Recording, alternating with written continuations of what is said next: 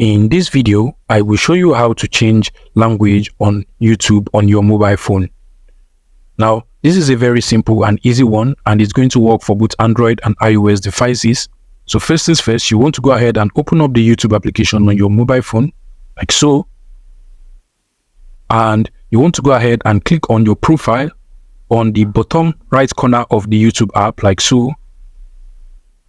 Now you want to go to the top and click on this settings icon at the top, like so. Now you want to click on general, and in this place you're going to find the app language option. You just want to go ahead and click on it.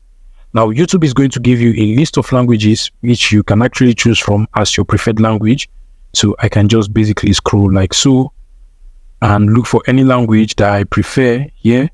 Now I am going to go with English UK, so I will just click on this particular option. So it's going to ask me if I really want to change my YouTube app language, and I'm just going to click on change.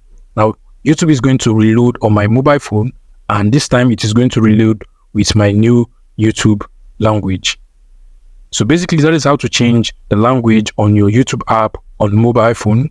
If this video was helpful, guys, please make sure you smash that like button and subscribe to this YouTube channel for more interesting tech tips like this one.